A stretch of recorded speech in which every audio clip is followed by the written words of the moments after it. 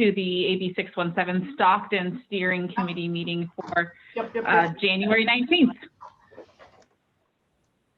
Hannah, cancel that. You're sharing the wrong thing now. Yeah. We will get started in our meeting in just a few moments. Thank you all for joining.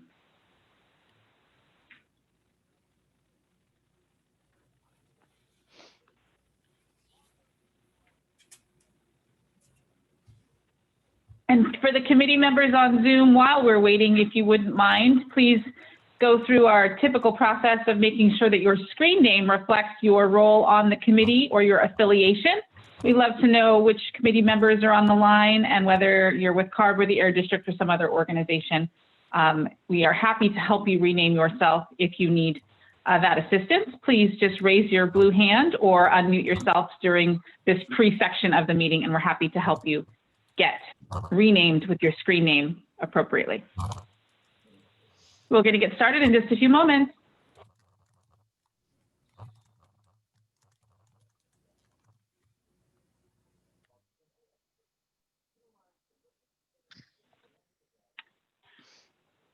Hey, Kim, Mariah Looney needs to be renamed if possible.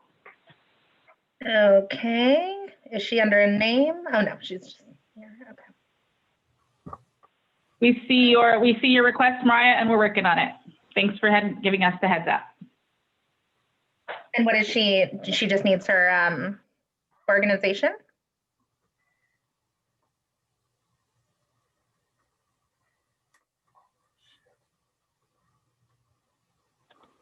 Mariah is driving, and we do not want anybody trying to rename themselves at the risk of their own safety. So definitely do let us know if we can help.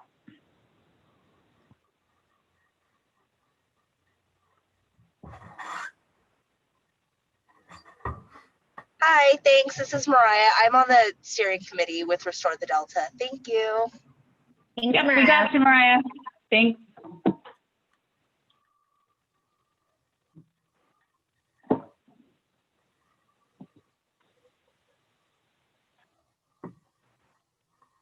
We'll wait just a couple more seconds to give everyone a chance to log in and get settled, and then we'll start in just a few.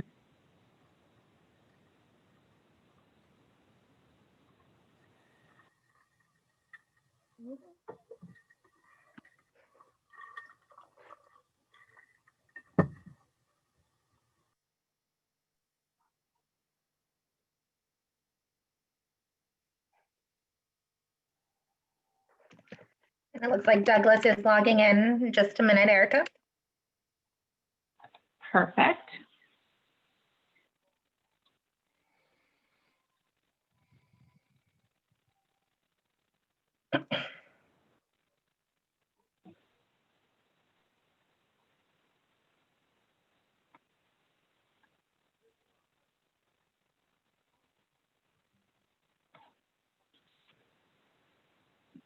Welcome to those of you just joining us. Thank you so much for participating and attending virtually this steering committee meeting for the Stockton CERP with AB 617.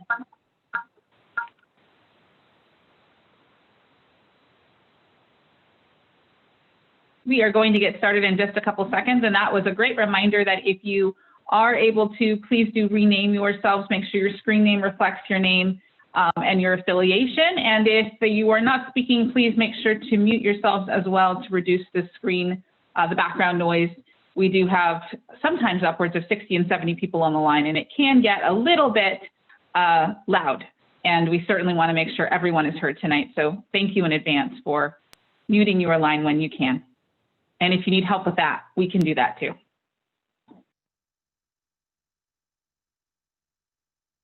Kim and Hannah, I will ask you if you can see when we have Douglas and interpretation set up, and we'll get started.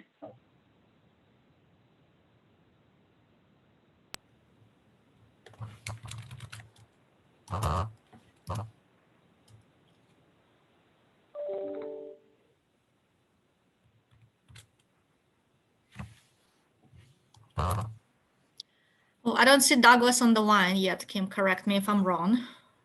but we will definitely keep an eye. And the moment he joins us, we will interrupt you, Erica, and let you know.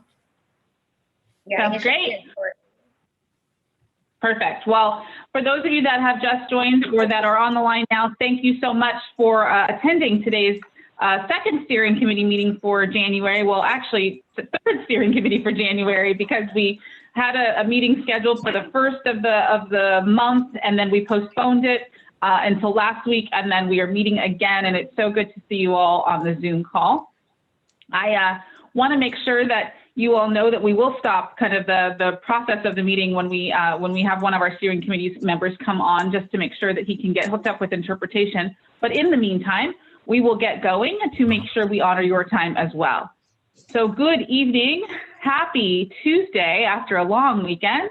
It's good to see you again. My name is Erica Manuel. I am the CEO of the Institute for Local Government, and I am here with the facilitation team for this AB 617 community with my team members, Kim and Hannah, who are hosting this meeting virtually via Zoom and can help you with any technical details you might need, and are helping kind of manage things behind the scenes to make sure that this process goes as smoothly as possible while we're distanced from each other.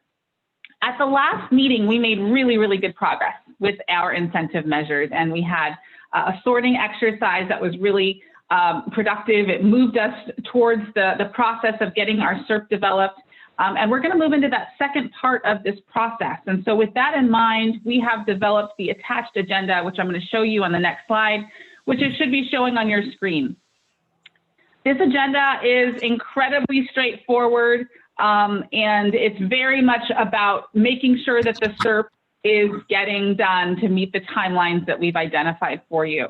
It doesn't even require, I think, any overview, except to say that for the next few meetings, because we are so focused on making sure that the CERP kind of gets done in the way that you want, with reflecting the priorities that you have, we've dispensed with having the community co-host for these next few meetings, and you'll note that reflected in the agenda for today's meeting and possibly a number of the meetings moving forward.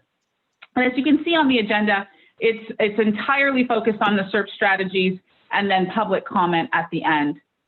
We've had numerous Zoom meetings, and so we're going to dispense with a lot of the logistics for the sake of time, but I will ask my colleague to put the Zoom control screen up just so you guys can see it.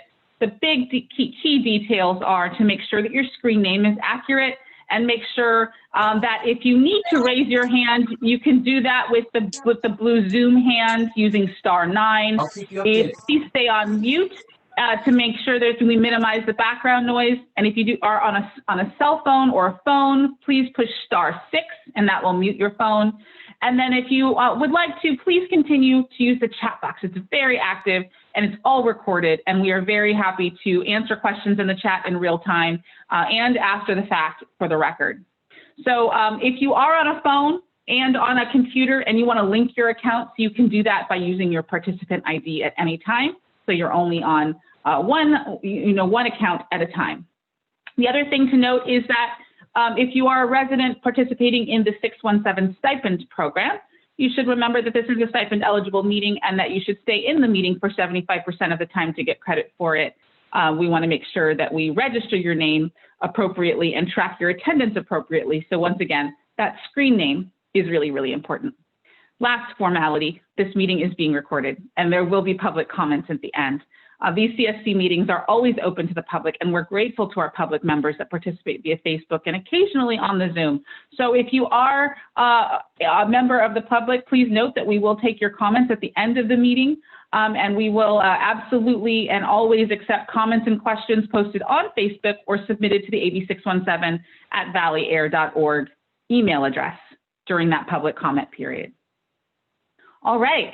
Your meeting is scheduled to end at 7 o'clock, and so we are going to do our darndest to get you and keep you on schedule for this meeting. It is incredibly important, and so I will do my best to usher everyone through each item and make sure that your voices are heard and that diverse voices are heard, and that we get feedback from as many of you as possible, because of this community steering committee is just that. It's based on the community. It's based on the community's goals and needs with this program.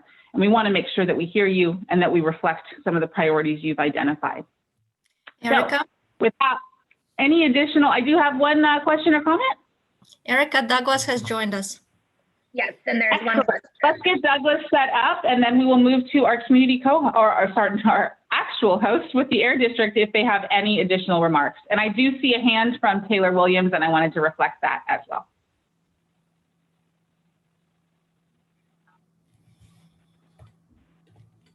I'll go ahead. Thank you, Erica.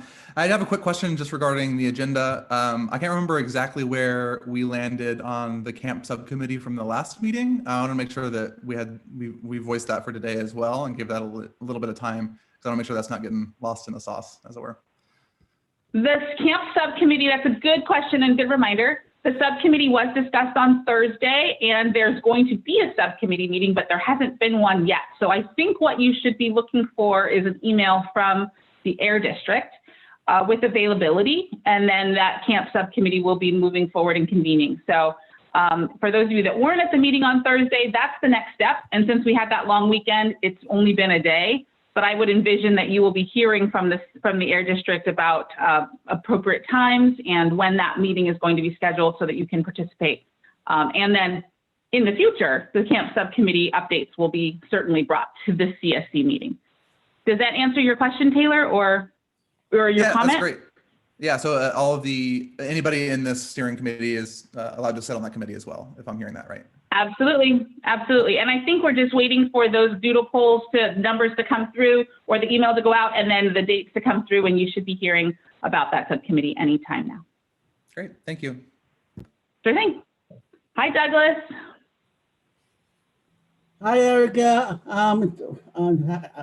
I was calling to see that I know that people that are residents who have received stipend, I know that we're getting like twice a month. Are we getting paid for one stipend per meeting? Or are we going from half a meeting for half a month? So how does that work?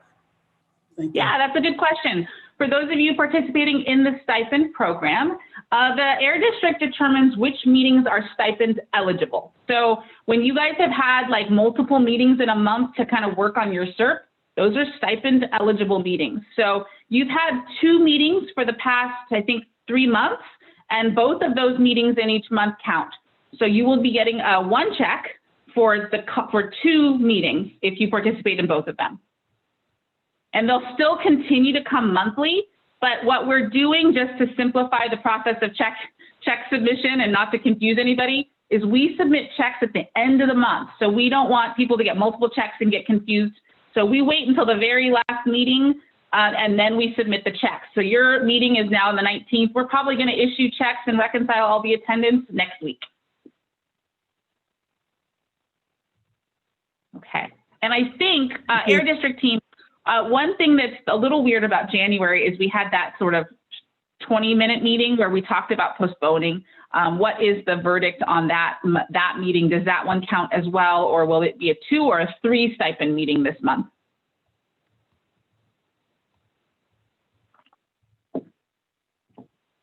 You know what? We have not had an opportunity to discuss that, and that's a good question. And we'll follow up with the steering committee on that. Perfect. Thank you for that. Not to put you on the spot, but while we're talking to you, Ryan, why don't you give us your host welcome, and then we'll dive right in. Yeah, I don't have a lot to say. I think Erica covered it all. Just really appreciate everybody. I know this was a really, really fast turnaround from last week's meeting, and I just can't express enough our gratitude to all of you and your willingness to continue to take part in this very important process. So thanks. I echo what Ryan said. We're seeing a lot of you, and that just speaks to the commitment that you all have given to this process. And we just are so appreciative of all the time and effort. So, certainly we appreciate and enjoy the time we spend with you, but we do know that it is a commitment. And so we do try through this process and through this agenda to make sure that we're using your time as effectively as possible and productively as possible, while balancing the need to discuss and communicate and make sure that you guys hear each other. So that's our goal. And we want to make sure that we live up to that, and that you all feel like, we're connecting with you and your priorities through this CERP development process, especially given that we're doing this by Zoom and no one's really done that before. So What we're going to do today is go through the process again. And I know we have people that come and go and come in and out of meetings. And so we're going to do a little quick refresher on what we talked about last week and last two meetings to make sure you know what we've covered already, how we're going to move forward. And then we're going to make sure that throughout the process, you know kind of what's happening right now and what's coming up so that you can mentally prepare for the next steps. So we're going to dive in and hopefully have a really productive meeting, and we'll see where we land at the end of the night. So I will ask Hannah to open up our screen and show you a couple slides about our general process. I know it's a lot of information, and one of the things that we see a lot is that you get thrown a lot of information. It comes to you in emails, it comes to you in meetings, but if you've got other things on your mind, you might not remember everything. So let us remind you what the CERP does and what it is for those of you that missed last meeting. And we'll go quickly through this. The document that you are developing is for the Community Emissions Reduction Program. It's high level, it's got basic concepts, and it reflects your priorities as community members and as representatives of the community. We are in the CERP development phase.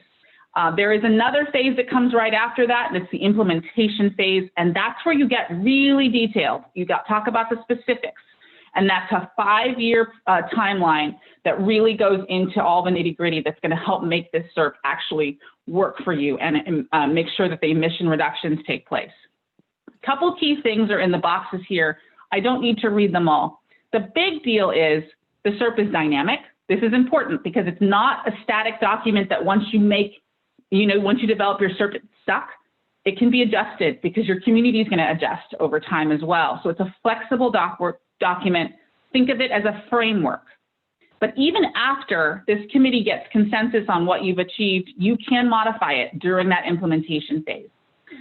There's emission reductions, that's the goal. But you want to think about all the ways to do that, which include emission reductions, exposure reductions, and some coordination measures. So your goal is really to think about how do you create a document that's going to achieve emission reductions through programs and activities that reflect community priorities. That's what you're here to do. And then the new deadline, for those of you that might be missed the December meeting, we got an extension. The new deadline is now March, but even that is pretty fast turnaround time. So we are going to be moving forward pretty quickly to get that done in this format. And move to the next slide, and we'll show you this next timeline. We are in this stage of the development process. You should have seen this slide a few times now. I won't go over it now, but we are moving down the continuum. You're making progress, and I just want to commend you guys for all the work you're doing. We're going to go through, we're doing some additional measure review today and selection today, and pretty soon we're coming up on this next box where we'll be moving. In February, we'll definitely be moving into the budget discussion and the preparation of the full CERP. So you are making progress, and they're going to see some concurrent activities as well. Next slide. This was the schedule that we showed last week. We're going to show it again. This orange box that shows you where we are in the January 19th special meeting. This is where we're selecting and discussing the measures for inclusion. At the next meeting, we'll be looking and doing that final review and making sure that all the things that we want in the CERP get in there so that the draft version really has reflection of your priorities. And then we start talking even more about it. So this is the future meeting schedule. I'll make sure that you all have it. You don't need to go over it today, but this is the step that's going to take to get us to that final presentation of the CERP to the Air District Board on March 18th. Next slide, please.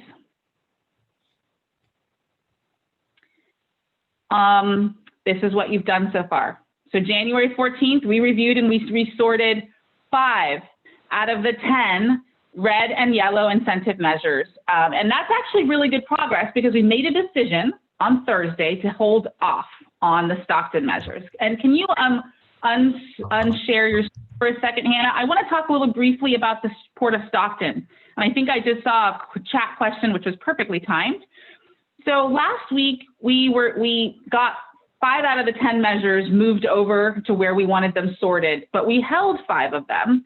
And a couple of those were held because we had information from the Port of Stockton that they were going to send to the CSC last week. And they didn't have it on Thursday. They said they were going to send it on Friday, and they did.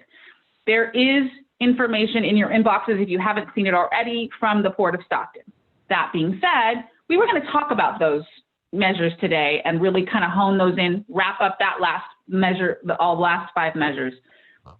After reviewing what was sent, the Air District actually wants a little bit more time to dissect that information and then provide you with additional content around it. We felt like maybe there wasn't quite enough there for you to be able to respond to it today. I don't know if anybody on the steering committee felt like they had enough today, but we felt like we might need a little more time to give you enough context. So they are going to take it back and bring it to the next meeting in February to give you all a little more time and to read what they write to you and vice versa. I'm going to turn it over to the Air District to make sure I reflected that appropriately, but we're not going to talk about those 4 measures from the Stockton Port today. We're going to give you more time to review it and understand it so that we can have a real meaningful discussion about it. Yeah, and Erica, it was not just port measures, but it was on several of the measures. There was additional information that was asked for, and we're looking to put it together. There just wasn't enough time between last week and today to fully gather all the information that was requested in the last meeting. So that's why we're looking to have that discussion in a couple weeks with everyone. Thanks, Ryan. I see a hand from Margot. Yeah, I just had a quick question. And that was, I didn't see anything on that form that, I kind of fought for that truck idling concept or the TRU where the trucks could plug in. I didn't see anything on this format that talked about the emissions from the number of trucks they have, how long they sit there, how much idling there is. Is that something that Jeff can bring forth to us?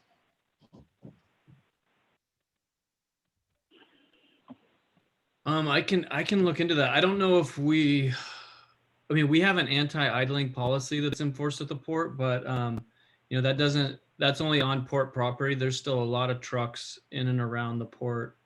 I can talk to the Air District and see if we can work something out, but I'm not sure what we'll be able to come up with, honestly. And I know when I was at Washington School once with a tour that CARB was doing, way several years ago, the discussion among the parents there and teachers was that trucks were in the, and again, this was not on port property, but trucks for the port were on the streets and they would be idling on the streets. Is that something that's you can monitor as well or not really? Yeah, we can, yes, we have a police force that I don't know, I'd have to check with them to see if they feel like they can push trucks down the road, but I'm trying to get and push for really no trucks from the port to becoming adjacent to that school.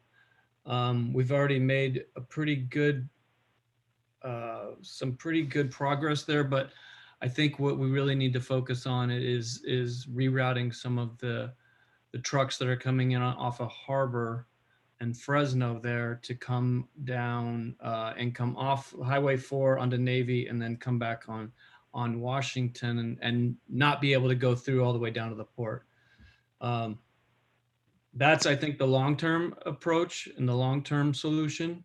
But let me give that a little bit of thought and see if there's anything, and I could talk to our consultants too and see if they have any additional information about trucks idling, around outside of port property. Okay, thank you. Thank you. Dylan, I see your hand. Do you have a quick question? Yeah, just to follow up on Kevin Hamilton's comments from the last meeting, if there could be some information provided regarding already existing funding for some of the incentives, just that would really be helpful, I think, for us to kind of determine and all those things. So yeah. So absolutely. And one of the things that we've talked about, and I don't know if it's super clear and if it makes sense for you all, is we want to have a comprehensive budget meeting where you see all of the budget items. So we kind of plan to have you decide on your goals and your incentive measures first, incentive and non-incentive measures, and then see the budget sort of separately so you can move things around. Because if you decide, for example, not to put an incentive in, that money could be reallocated elsewhere. And so we want to be thoughtful about how and when you see that incentive or that budget information. And that, if we go to the slide on, I think the schedule, we had planned to have a budget meeting where we talk just about the budget right after you kind of decide on all the measures to go in. And all of the measures that you've seen do have proposed dollar amounts, but not actual firm dollar amounts. So you have the flexibility to move things around. That being said, the non-incentive measures that we're talking about today do have much less dollar values attached to them.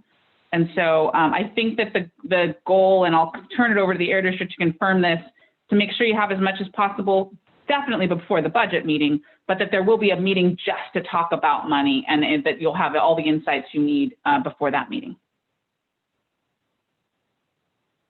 Air District, do you want to add to that from a budget standpoint? Because I know this is a conversation that keeps coming up for all incentive measures. Yeah, and we're going to confirm some language too. As I look at the chat, I'm seeing wanting to have budget information on incentive programs. So that's definitely in this chart that you've gotten, but we can, I think that if you've got additional requests for the Air District, we can clarify what those are.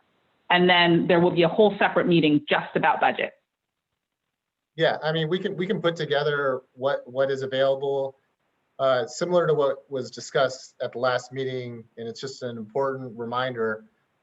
All the state money, it's not with the exclusion of AB 617 money, is not allocated to certain areas. It's a first come, first serve. Anywhere in the state, anybody can apply for it. In some cases, for some of these programs that are already existing, and they have annual reallocations. And in some cases, there's a large backlog of people that have already submitted applications for this money. So even though you may see that there's been new allocations for money, there may already be a queue of projects that are already in line with that. So anybody new coming in would have to go to the end of that line. So that's, but we can definitely provide that information and have that conversation. And the CARB just put in, Scott just put in a great answer related to some of the questions posed on Thursday. So take a look at the chat, and if there's additional questions about that, please raise your hand and we'll get clarification. But I do think there's some basic info about how the funding's distinguished between the Air District and CARB in the chat. Okay, I think we're going to go back to the PowerPoint and we're going to show you a couple more things before we move into the sorting exercise for the second half. But to the point that we were earlier making, we were going to finish with the incentive measures today. We're going to postpone that conversation until we have a little bit more information to give you all. And we have duly noted that you want to make sure you've got enough financial information. Certainly, it will make sure that that gets to you before the necessary timelines, and absolutely before the budget meeting if that's something that you want to have a conversation about. This is the work plan that we've identified. Last meeting on Thursday, we did 5 out of the 10. On the 19th, which is today, we're going to review and sort 24 measures, kind of like we just did with the incentive measures. We're now going to sort the non-incentive measures, and I'm going to explain what those are. There are about 24 of them. We're going to use the exact same process we did before, which was give some preliminary sorting recommendations, and then you guys validate those for us by saying that you agree or disagree with how we assessed your priorities. And then on the 3rd, we're going to do everything else. We're going to put all the kitchen sink together. We're going to talk about incentive and non-incentive. We're just going to make sure we have final agreement and consensus on the final sorting so that we can have the CERP drafts with the budget by the 16th. Next slide, please.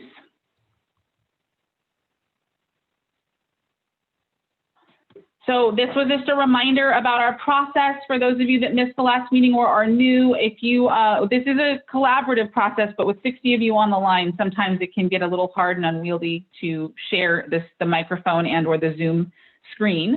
So we wanted to make sure that you think about whether or not you are talking or speaking up more than your fellow CSC members. And if you are, please step back. And if you notice that you maybe haven't spoken up quite enough or aren't giving as much feedback as some of your colleagues, feel free to step up and speak up. Your opinions are valued as well. And again, we really want to make sure we hear from even the not as vocal voices during this process. There's a lot of ways to do that. You can private chat me, private message me. I can read your comments if you don't feel comfortable speaking out loud.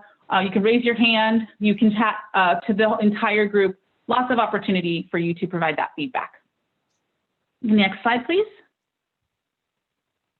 All right.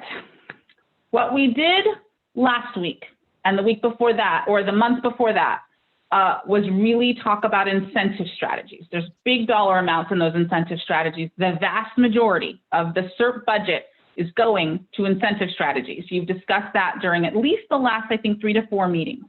And those are all the things that we've been sorting. We only have 5 left of the incentive strategies category. So you made really great progress. Today's discussion is really around non-incentive strategies. And those strategies, like I said, are less about budget and more about things like enforcement, regulatory efforts, outreach efforts, and collaboration with other agencies. So what we're going to talk about today is really that category of non-incentive strategies. You have seen these already. You provided feedback on them already. And I know it's been a while because this process takes a bit, but you prioritized non-incentive strategies when you did the survey on how you wanted to rank things. So we haven't talked about them in a while, but you have already weighed in on them. So we're going to give you a little refresher on what those are. These strategies were on the second tab of an Excel document that you saw when you did the incentive strategies prioritization. There's also another tab on non-incentive strategies. So today is all about non-incentive strategies. We're going to use the same process that we did for the incentive strategies with the sorting, red, yellow, green, but we're going to kind of remind you, if it's been a little while, you might have forgotten, we're going to remind you what those were and how that got done. Next slide.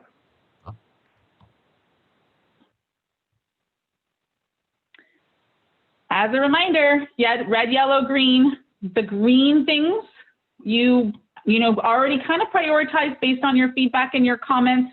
We took the liberty of saying, based on the feedback you wrote in, that this is where we think the committee itself would want to put each of these measures, right? So green means that most of the CSC agrees they want this measure in the CERP. They think the Air District can start drafting some language around that. That's what green means. Yellow means we need to have a chat. There's some definite, agreement, but we need a little more discussion. Red means lots of confusion, lots of disagreement. The approach maybe doesn't make sense. The benefits don't make sense. We need a lot more discussion. Maybe it doesn't go in the CERP at all. Maybe this isn't the right place for it.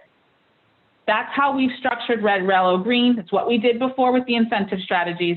And again, based on the comments you already provided, we wanted to speed the process up for you all. So we made some preliminary assignments. And what you're going to do today is make sure that these assignments make sense to you, that you want to validate them, tell us if we're right or wrong, and you guys can move things around. That's what this process is all about.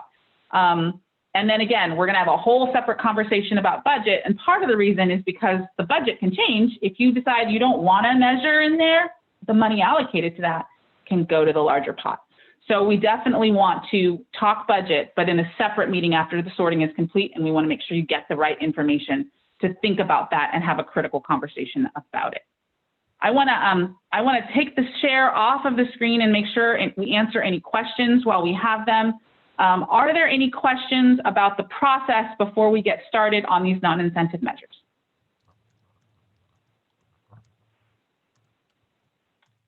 All right, I don't see any. I do see some comments in the chat, and it looks like the answers are being given. Thank you to Kyle with CARB, Scott with CARB. Excellent. All right. So we're going to do our best to answer some of the questions that you have, to give you an overview, not only of our sorting approach, but also of what comments other CSC members made and why we sorted it in the buckets we sorted it in. So you have a sense of what was chosen and why it was chosen. And then now you guys get to validate for us. There's going to be a lot of screen toggling, so I'm going to apologize in advance. And I'm going to rely on Kim and Hannah to tell me if people are raising their blue hands. Again, this is a dialogue. The goal here is to try and get as many measures as possible moved into green so that the Air District can then take the green measures and write up content for the CERP that you guys can review at the next meeting. So if you put them in the green box, then the Air District says, they're going to take it. They're going to write up the measure and the content in it, and then that'll be part of what you review in the next meeting. Okay, seeing no hands, seeing no questions yet, we're going to go into the sorting. And I have all the faith in the world that you guys can do this. But again, keep me honest. Stop me if I'm going too fast. Tell me if there's something we want to dive into a little bit more. We want to get this done, but we want to make sure that you're heard in the process. All right, Hannah, back up.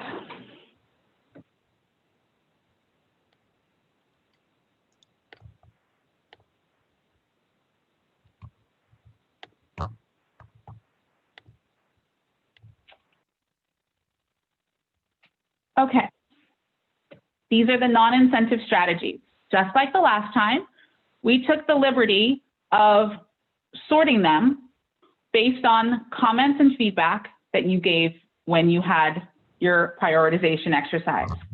So first of all, this is the order of your priority for these non-incentive strategies. So 1 through 22 is how you ranked these in terms of whether you wanted them in the CERP. The color coding reflects, based on the comments, whether you need to talk a little more about it or whether you are all kind of in alignment and really feel like, the details are really going to be related to implementation. So this is the green, yellow, and red, green being pretty solid consensus, yellow meaning pretty close, but we need a little chat, red mean, we've got some challenges.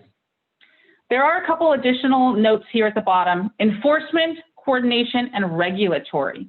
Those are tags for you to understand and know what each measure means, right? The title may not be as descriptive. And so, for example, the truck idling is enforcement of truck idling. That's number 2, right?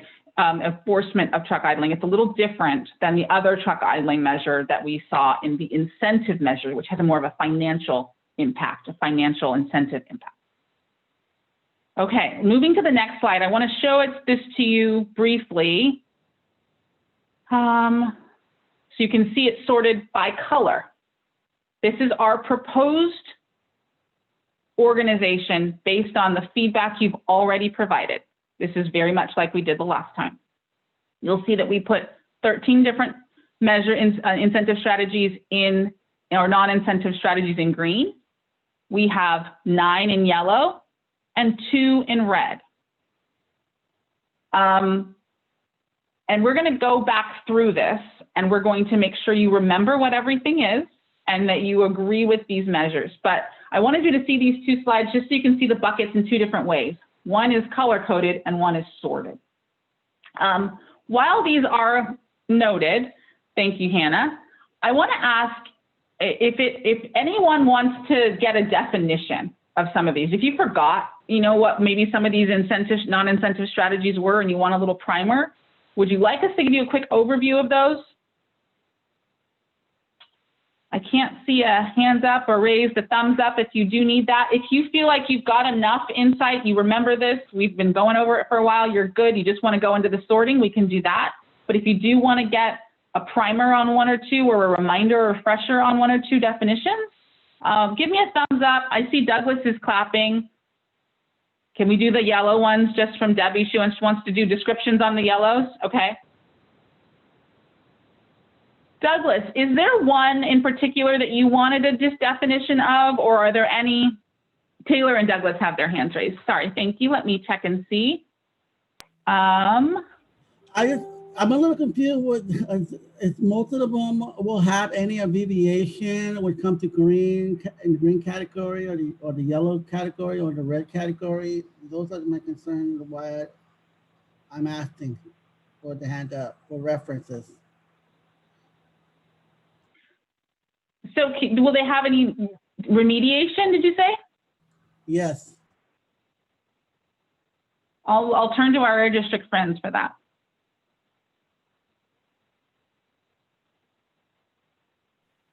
Hi, Doug, it's Ryan. Can you clarify a little bit more on remediation, or what do you mean by remediation?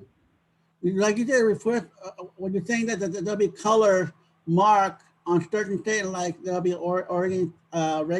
regulatory orientation, enforcement, and something else.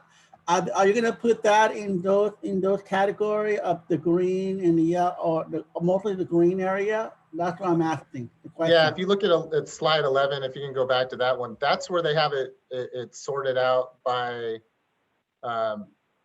is it on? I didn't see it on the other one, but here we do cover whether it's enforcement or regulatory, whether it's outreach.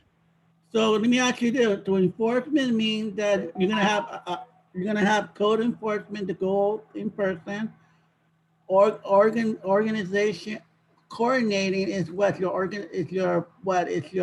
Okay, I got what you're saying, Douglas. Yeah, so we can explain that a little bit better to you. So what the enforcement measures are and what they're focused on, while CARB and district do have enforcement programs in place, for example, in number 1, if you go back to in July, we did an enforcement presentation. We provided all of the historical enforcement information to the steering committee, and based off our review of that information, what we said would be beneficial would be to look at conducting additional inspections at sources that received emissions violations. And so what we heard when we put this out for feedback from the committee is that was support. That sounds like a good idea. If there's sources in the community that have emissions violations, we should look to do more inspections at those sources. So that would be like a type of like the enforcement ones where there's regulations in place. It's commitments by district and ARB to do additional enforcement outside of what our existing enforcement already is. And it's committed to in the document saying that we're going to do this. So, and then there's reporting back. So it's like the demonstration of that to the committee on those measures. The regulatory ones deal more with, for example, on the facility risk assessment. Facilities have to submit reports to us on their risk factors, and we have a department that reviews that. And so what we've committed to doing as part of this is expediting the sources in the Stockton area over, so the district overall has 8,000-10,000 stationary sources. What this commitment does is it basically says the district will focus on AB 617 sources in elevating those and expediting those reviews. So that'd be like one of the more regulatory, and then as well as evaluating sources of in the community, the rules that apply to those, and looking at those rules and additional opportunities. So for example, currently the district is just starting the process of working on the solid fire boiler rule, which impacts DTE Stockton.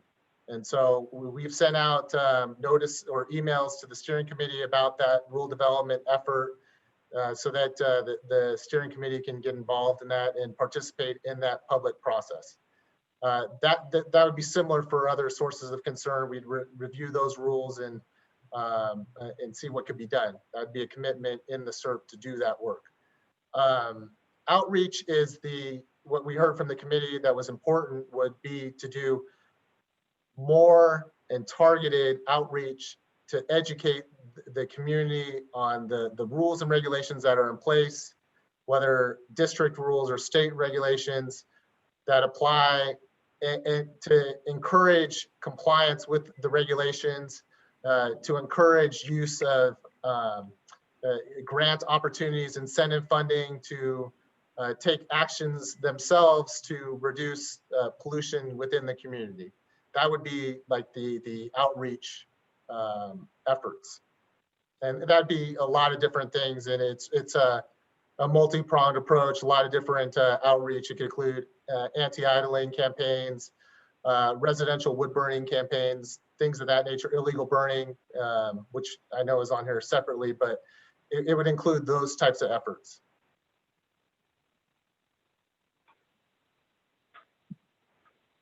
Douglas, did that answer your question? Actually, Douglas just stepped. Here's coming back. He stepped away for a second. Okay.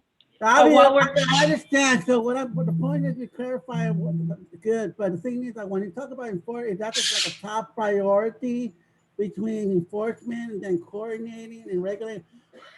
At the committee, will make that like a priority, and then before investigation and education, or what a finding or whatever the violation of the air quality. If that's what I understand. Yeah, so the nice thing about this, Douglas, is if you include it in the CERP, it's not like you're having to pick and choose which ones of these you want us to do. If for example, all these were to go, or the majority of them were to go to green, we would implement all of them. So it's not like the committee would have to say, well, that one's not going to be, it's at the bottom of the list. We would still implement it if it's the desire of the steering committee, no matter what the number is. The only reason these are in order right now is because we wanted you to see what the committee ranked, how you prioritized it when you did the prioritization exercise, in case that mattered to you. But if all of these go into the CERP, they get equal weight from what I'm hearing Ryan say in terms of implementation. Yes. I see Taylor's hand. Taylor, did you have a question? Thank you so much. Thank you for everything. That clarified most of my questions. Great. Thank you. Thanks, Douglas. Yeah, I got a quick question. Actually, a few, I guess, basic ones about these strategies in general. So I understand, Erica, you had mentioned at the top of this that these will have implications for AB 617 budget. Is that right? These have less implication for that 617 budget. They're non-incentive strategies. The other ones that we've been working on for the last couple of weeks and meetings, those have much more significant, and Ryan can speak to that percentage, but yeah, it's a lot more. I don't want to, so I know what we talked about in for example, last meeting. It's very obvious in speaking with the steering committee, they're very concerned about the incentive dollars and how those are being spent and what the money would go towards. The implementation, which these fall under a different category, it wouldn't pull away. So if we add all these, it's not like that decreases the incentive amounts that would be available for urban greening or vegetated barriers. It's a separate pot of funding. It's basically the implementation funding, which is given to the district for AB 617 across all the communities to have meetings, to do enforcement measures, to do outreach, things of that nature. Well, so these are existing regulations and policies, right? So I'm just curious, there must be a budget for enforcing them in the first place. So I was wondering if why we're pulling from maybe 617 funding instead of those existing so what we're funds. proposing here, Taylor, it's outside. It's not what we're already doing. What we're proposing here would be go beyond what we're already doing. And so that's why it would be included in the CERP, because those are, like I said, these are commitments that we're making to do that are above and beyond what we're already doing. Got it. So as an example, let's say for a truck idling measure, every year or so, there'd be an annual check on whatever truck. I don't know how it would be implemented. Yeah, but so for example, instead we do every 6 months. Yeah. So for example, in South Central Fresno and in Chapter, we're basically doing quarterly idling truck sweeps, education with companies in those areas. That's not something that we typically do. I mean, when it comes to enforcement, it's more based on, we have inspectors in the areas. If we see possible non-compliance, yeah, we would address that, but it's not driving through the neighborhoods looking for trucks. It's not the efforts of coordinating with the steering committees, talking about areas where they're seeing this happening, and then doing coordinated efforts with CARB to address that situation. Got it. All right. I appreciate the clarity. Thank you. Yeah. Thanks, Taylor. And I see Matt's hand and then Cynthia's hand. But before I get to those, I want to acknowledge what's in the chat right now. there's a couple comments about, philosophically about the approach to the measures. You could put every single measure in the CERP. You certainly do not have to. There is certainly a strategy around focusing your efforts on the ones you really think are important, because you're right to, I think, Nate's point, there is staff and implementation time, and Matt's point, there is implementation time associated with it. And you do want to highlight the things that are the most important. When everything's important, nothing is, as they say. So you certainly have options for how you decide to incorporate these measures or strategies into the CERP. Matt. Yeah, actually, Ryan answered a lot of my questions, and Taylor asked a couple of them. And I know we can't do everything that we want, but we could put them in there, and maybe there's a way that the community can help get the word out about enforcement and make sure people are toeing the line when they should. But I have a question if there's been any sort of public health impact of these enforcements, and there's a way to rank those based on how many people they injure locally versus how bad they are for global climate instability, whether it's refrigerants or other short-lived climate pollutants, because I think that would help us prioritize these and bump them up into green and raise their number. So, and if that hasn't been done, maybe that's part of the cost-benefit analysis that we're trying to get out of the state, and maybe some of the other communities have already done that that are a little further along in the process. Is a great question. I will look to the Air District and CARB teams to answer if there's any more statewide or localized public health data related to these incentive or non-incentive measures specifically for tonight's discussion. To your point, that might help with some decision-making processes. Anyone from CARB or the Air District have any insights on that? I think if you're looking for, and I apologize, Matt, if I don't get this exactly right, but if you're looking for data that supports enhanced enforcement or some other things, and what the possible impacts or demonstrated impacts in improved health and studies, that I'm not aware of that. It just goes along with higher compliance rates means less emissions, which is a good thing. Thank you. All right, I see Cynthia's hand, and I also make a note of Nate's comment to let's get going. We're going to be in here for another meeting. So thank you, Nate. I see that, and I am going to keep us moving forward too. Yeah, thanks. I just had kind of a clarifying question. So I think I'm here with everybody that's still confused on the funding. So the non-incentive strategies are funded by the implementation that is valley-wide, correct? Correct. Okay.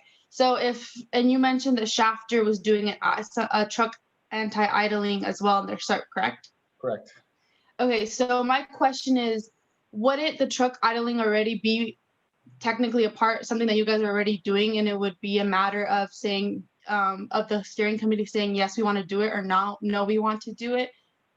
So it wouldn't even be included in these funding conversations, and technically we could allocate Stockton specific funding to other priority measures since it's already being done in Shafter.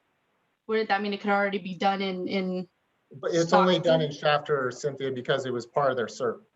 And, if it wasn't part of their CERP, then it would not be. Okay, so I'm confused. I'm confused there because Cynthia, I think I can make this really easy.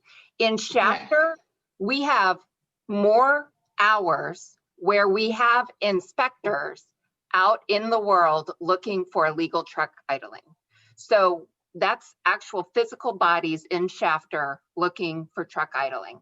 Those people, when they're looking in Shafter, cannot also be looking in Stockton. Those are, if you're spending an hour in Shafter, if we were to do the same thing in Stockton, we would need to include it in the Stockton CERP, and then there would have to be implementation funds used for that inspector to spend that hour in Stockton. Does that make sense?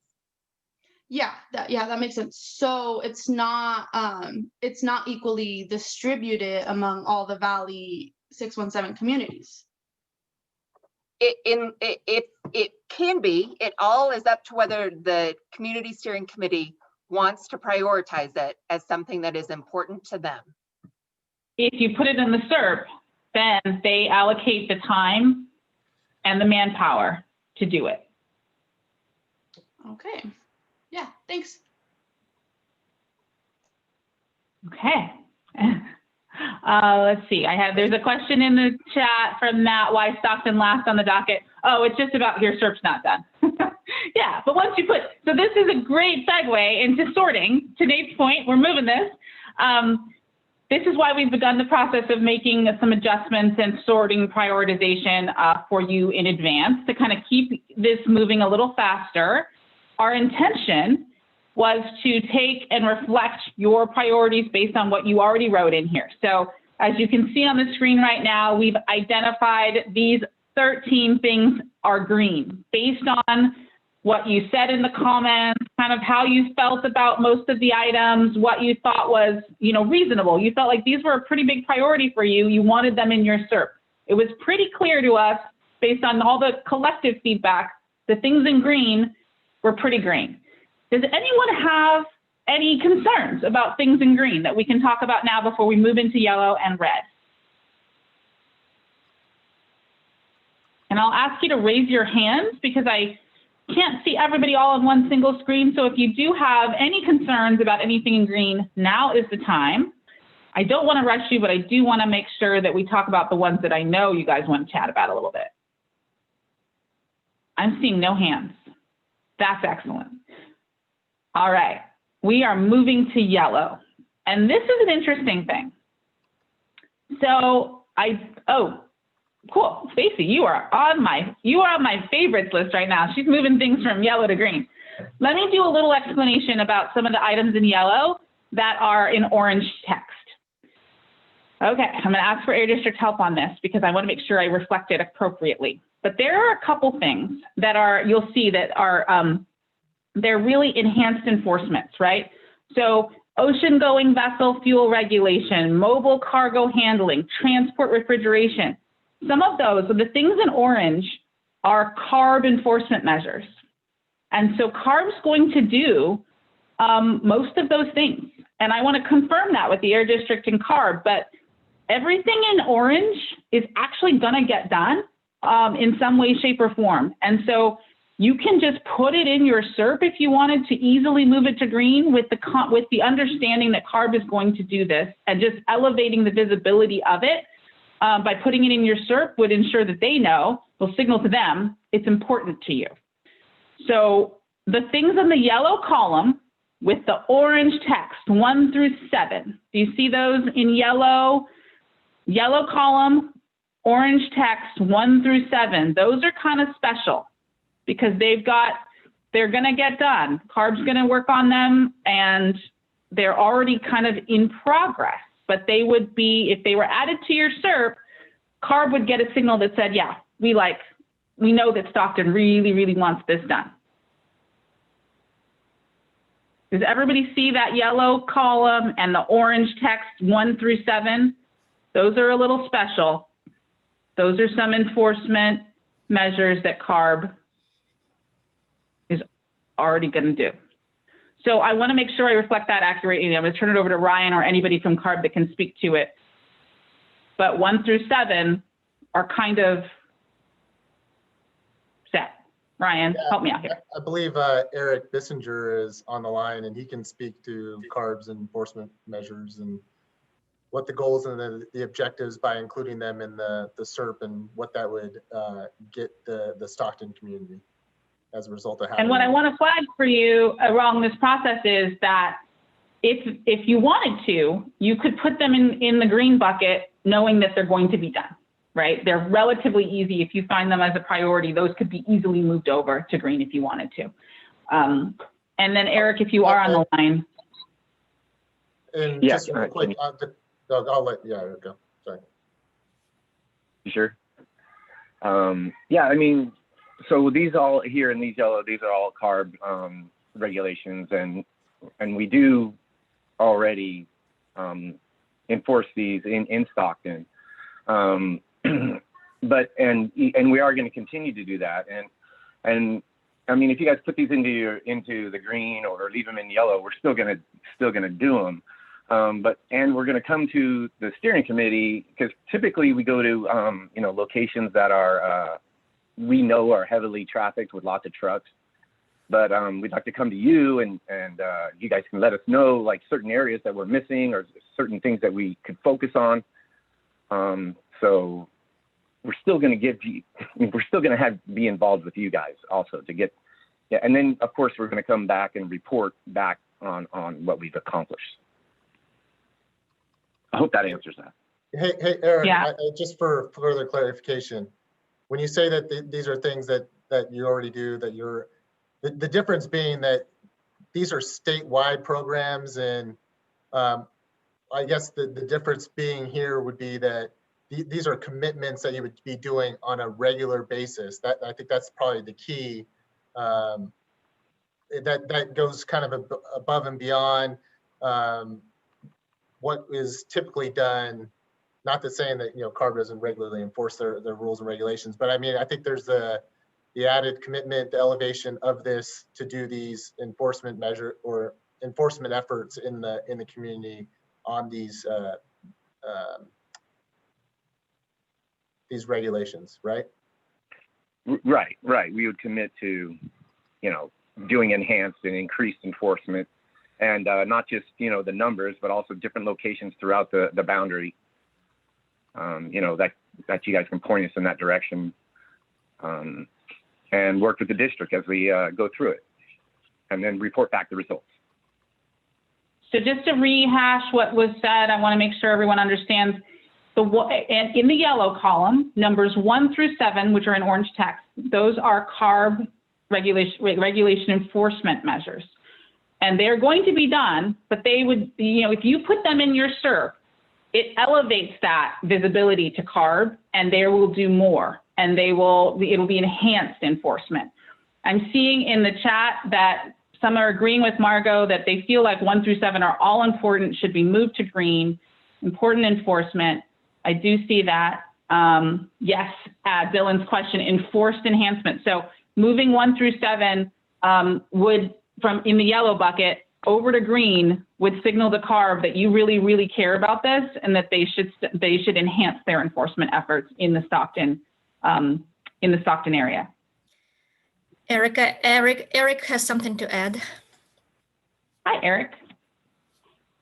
Actually, I tried to to mute myself, and I guess it raises my hand through the phone. So, star 6 and star 9. So good reminder. Star 9 is to mute. Star 6 is to raise your hand. Hannah? Yes. I think it's the other way around. It's the other way around. Star 6. See what happens when I don't see the screen in front of me? They should have picked different numbers. Yes, star 9 is to raise your hand. Star 6 is to unmute yourself. There you go. I apologize. No worries. All right, so it looks like, last question from Dylan. Does it mean that funds from AB 617 will be used to pay for the extra enforcement, as Jamie stated? A simple answer is yes, Dylan. Anything that goes above and beyond what is in our existing commitments for our enforcement efforts, which is what we proposed here, is all above and beyond what our existing regulatory work is, enforcement work. That would be, it would not go against, once again, the incentive funds. So it's not going to decrease the ability to replace dirtier equipment with zero emission technology, things of that nature. Yeah, Ryan, I think we need to clarify. That's just on the air district side. We don't know how CARB does it. Yeah, that's true. Hey, Ryan, this is Warren with CARB. I don't believe we're funded. We have one, I don't believe we're funded at all through our extra commitments to do our inspections, just come out of our normal budget.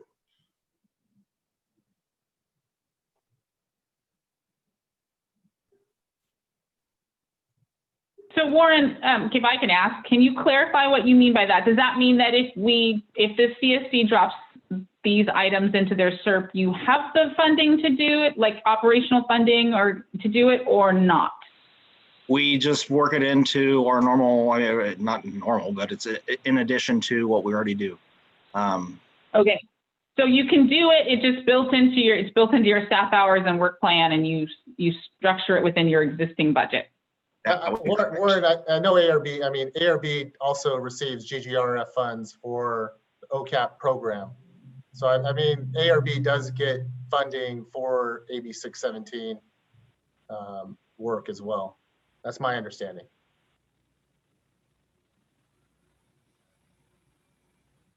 Is OCAP on the line? Maybe they can clarify how the funding works. But as far as what I'm aware of on enforcement, we just work it into our normal course of work. Ryan and CSC, this is Karen Buckley with OCAP.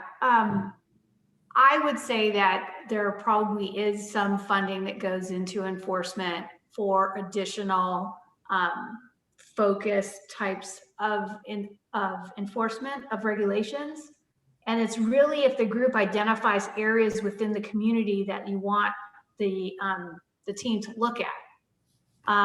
You know, we have, CARB gets a certain amount of funding just as an agency to do AB 617. So I'm sure there is some that is set aside for Warren and his team. We just wouldn't know that line item at our level. That's all.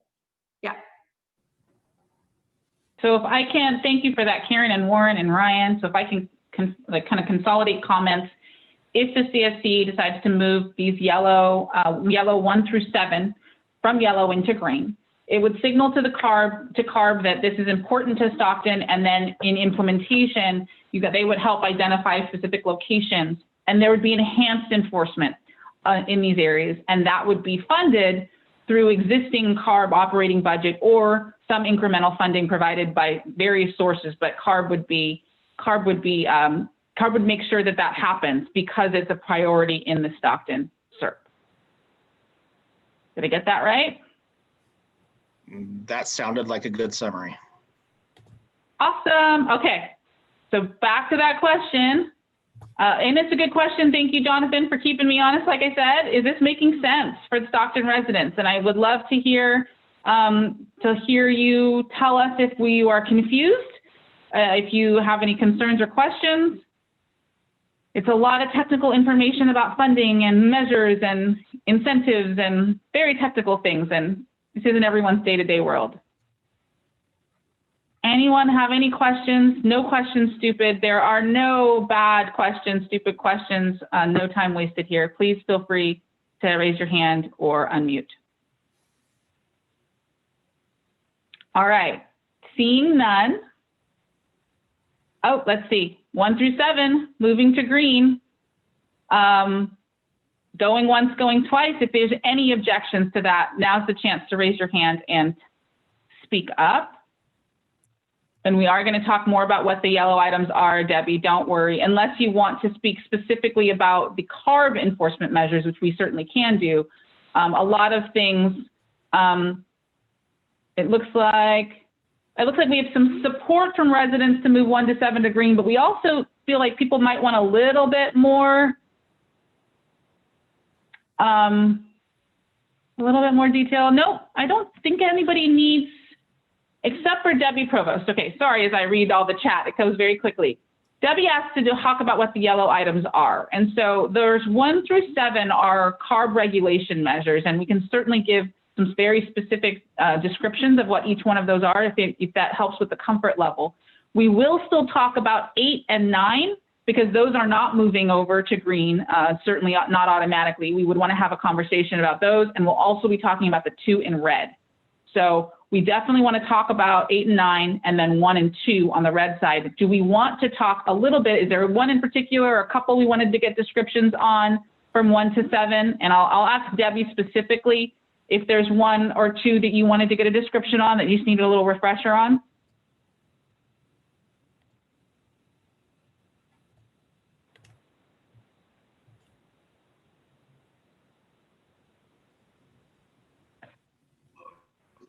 Yeah, Erica, 4, 5, 6, and 7.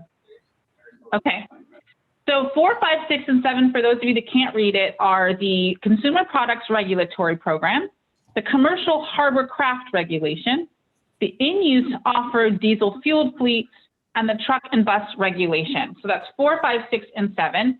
And the technical concept is to move those over, all of the 1 through 7 over to green. But first, let's get a little description on what 4, 5, 6, and 7 are. I'm sure, and lots of us can get a little insight from that. The best person probably to talk through that is likely somebody from CARB. Did you want to, Eric, give a quick overview of what each of those are? Or is it an air district person? And Eric, for we those can't hear you.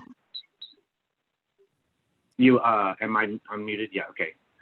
So you want an overview of each of 1 through 7? No, just 4, 5, 6, and 7. So that's consumer products regulatory, commercial harbor craft, in-use off-road diesel fueled, and truck and bus. Okay, yeah, so the consumer products is a statewide program. So that one's really hard for us to figure out exactly when we look at the numbers, if they're coming from the Stockton area. But basically on this one, we would just increase our visits to different, like places that sell consumer products that we regulate. So some of them off gas or have emission issues. So we would go shopping there and start more cases there, to find out what people are selling that are illegal. So, one product is sold statewide. So, but, that's how that program works. And then 5? Before you go on, just as Margot, sorry, can I ask, is that selling or is that producing? No, Is yeah, it the production? Yeah, right. It goes after the producer.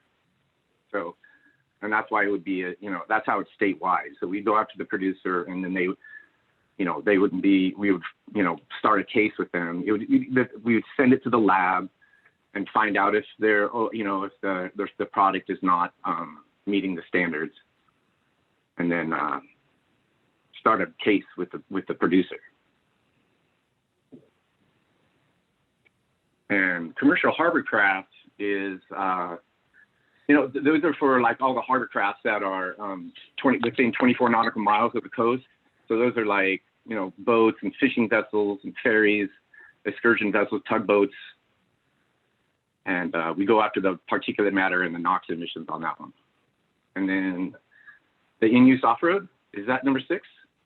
That is in-use off-road diesel fuel fleets.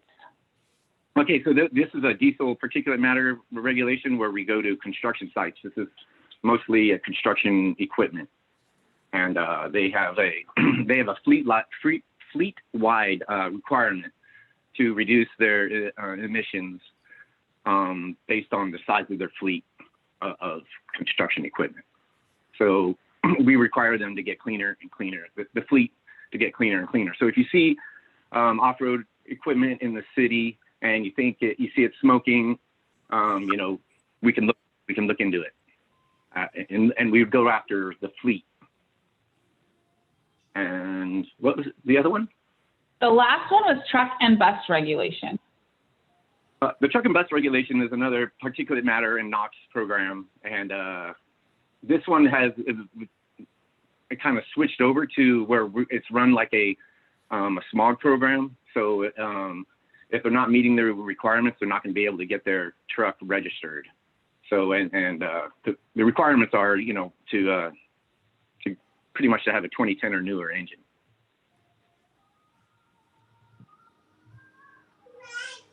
Debbie, did that give you enough information to feel comfortable? I'm seeing a head nod. Thank you. I see a lot of notes in the chat to move 1 to 7 to green. Any more questions about the yellow 1 through 7? Hi, this is Warren with CARB. I'd like to just add on a little tidbit for number 7. Yeah. As our DM Department of Motor Vehicles is now the principal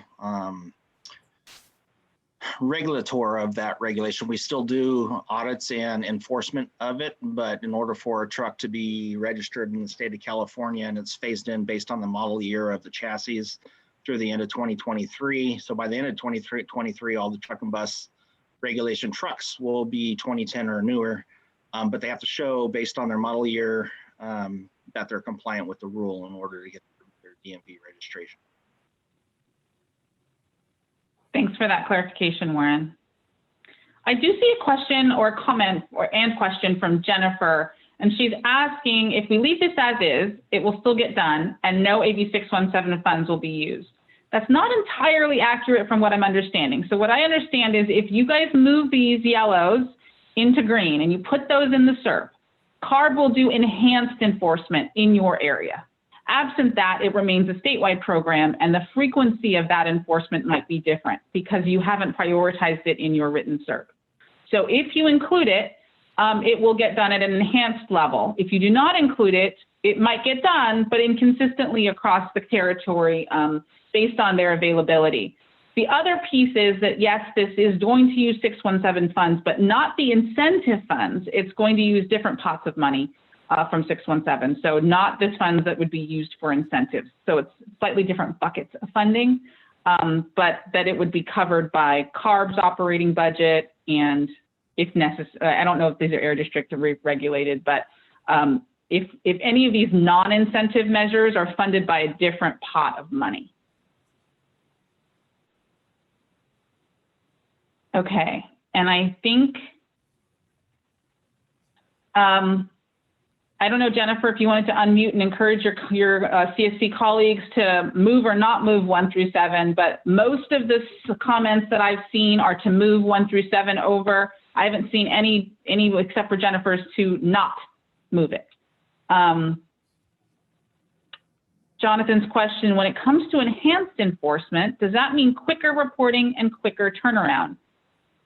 That's a good CARB question. I think Warren and Eric are on the line. I'm sorry, I was reading the chat and got distracted. What was the question again? No problem. It's a question from Jonathan in the chat about enhanced enforcement, and I imagine this is to CARB specifically. Does that mean quicker reporting and a quicker turnaround? Quicker reporting as far as, Jonathan, can you clarify the question? Yeah, so typically, on average, what is your guys' reporting like on certain issues? Like say, for example, City of Stockton or Stockton, on reports that you give to state and give to the full team and then to the executive board. What is your guys' turnaround on certain reports? Currently, we do annual reports, but if the community would like us to do more frequent, maybe not a full written detailed report, but come back to the steering committee on a 6-month basis or quarterly basis to provide an update on our activities, that would be something that we can commit to. Okay. So Warren, if I'm understanding you then, like if they did put it in their CERP, they could request that kind of quarterly reporting or biannual reporting sort of thing. Sure. Okay. Absolutely. Hi, Cynthia, I see your hand. Thanks. Hello. I just have another kind of understanding logistics question. So I know that some CARB measures, mainly like their mobile source rules and regulations that are related to like their mobile source strategy are kind of being implemented in a faster timeline because the valley as a whole has such bad air quality and we need to meet federal standards by 2024, 25 along that time frame. So my question is, for those measures that are and that expedited timeline and that the air district is also targeting as a part of their PM 2.5 plan, how much faster would we get these reductions in Stockton anticipated? How much faster would be able to get these reductions as opposed to like the 2024, 25 timeline that is being like proposed by the district and the valley for valley-wide stuff and measures and regulations? Just kind of a ballpark. Would it be a year sooner, 2 years sooner? What's the ballpark estimated emissions reductions? Just for my like clarification and understanding.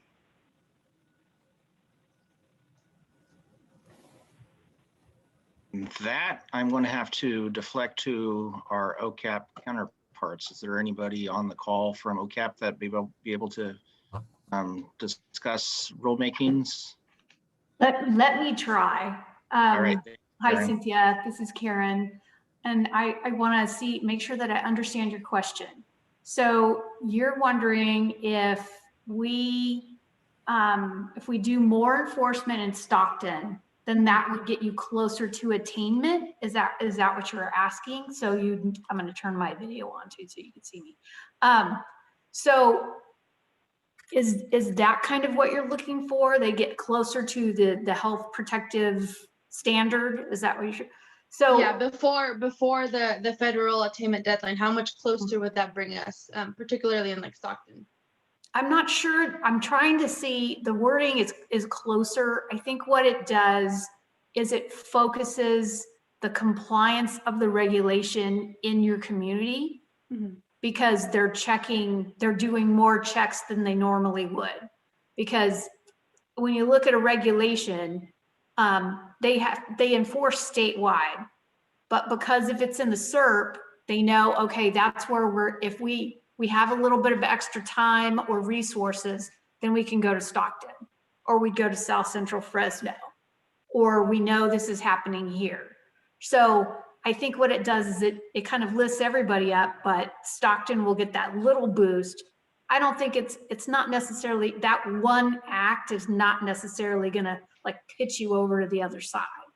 It's just one piece of the puzzle, and they all build on each other, which is why, looking at all of these different measures will get you there more than if we weren't doing that. Does that help a little bit? It doesn't give you the answer that I know we all want to say we can move Stockton to be a wonderfully clean place tomorrow, which would be ideal. But these are the steps we can take. And, Warren and his team are very good at going out and finding the guys that aren't following the rules. And that's what's important. Okay. So, yeah, thank you for that clarification. Sure, no problem. Thank you, guys. All right, I want to do a quick time check. We're at 6:20. You're making good progress, I think, but I do want us to move on this because I feel like we've got a pretty solid consensus. We didn't have certainly any motions or voting on the agenda for today's meeting, so that's not something that we have to do, certainly. But it seems like we have everyone's general buy-in to move 1 through 7 over for a number of reasons, not the least of which is it signals to CARB that this is important to you. It also maybe increases, and you can add in some implementation requests around the frequency of reporting. And there's other benefits to that, particularly given that it doesn't impact your 617 incentive budget. So those are all what I heard based on the chat and interest, reasons why we might want to move all of these over. I am doing that now. Speak now or forever hold your peace if you have any concerns about this. Otherwise, we are now moving to number 8 and 9 and 1 and 2. Last chance. All right. Seeing nothing, we're moving on. All right. I want to give you some overviews of what numbers 1 and 2, the new 1 and 2, yellow 1 and 2, and the red 1 and 2 are. So I'm going to ask Hannah to give you a quick overview of what the enforcement and residential wood burning rule measure is and the vehicle miles traveled reduction, just a quick overview of it. And then I want her to tell you what your balanced feedback was, why we put it in yellow. So you can see and have a conversation amongst each other about why you might agree or disagree that it belongs in green or stays in yellow. Hannah, can you please give a recap of what 1 and 2, the new 1 and 2 are, measure the enforcement of residential wood burning and the vehicle miles traveled reduction measure? Great. Thank you, Eric, and hello, everyone. Yeah, so I'm going to refer to number 18, enhanced enforcement district residential wood burning rule. So what that measure is going to do, it's going to increase levels of enforcement to ensure the compliance with the rule. And based on your comments, overall, you guys support this measure. There were some additional concerns about possible effects and impact on vulnerable population. That's why we didn't see overwhelming support for this measure. That's why it's not in green, because you guys were concerned like how it's going to impact vulnerable population. When we mean vulnerable, folks who are experiencing economic hardship, seniors, things like that. So this is strategy number 18, and strategy number 20, provide district support for projects to reduce vehicle miles traveled. What this strategy means, it's going to include advocacy for competitive proposals and potential match in the funding to support those eligible projects that's going to reduce vehicle miles traveled. And again, we've seen some of the support. That's why this measure ends in yellow. But some of you guys were neutral with your comments on this measure, saying, I don't know if we should really use AB 617 funds here, or should we use them somewhere else? And some of you asked to clarify what type of projects it's going to be our duplicating efforts with what else is happening in Stockton with other VMT projects. So that's why these measures are in yellow. Some support, but a little bit of clarification, confusions, and good trade-offs questions. Thank you, Hannah. Okay, so for these two measures, and feel free if you can go back in your memory banks and try and remember why you might have put in the comments that you did, or maybe what questions you might have for your CSC colleagues that did have some questions or concerns about those items. I want to make sure that people have an opportunity to weigh in on this residential wood burning rule and whether enforcement of that is going to adversely impact those that are experiencing some kind of economic setback or financial hardship or homelessness or other things, or the VMT reduction discussion. So any comments about either of these that somebody wants to begin the discussion about?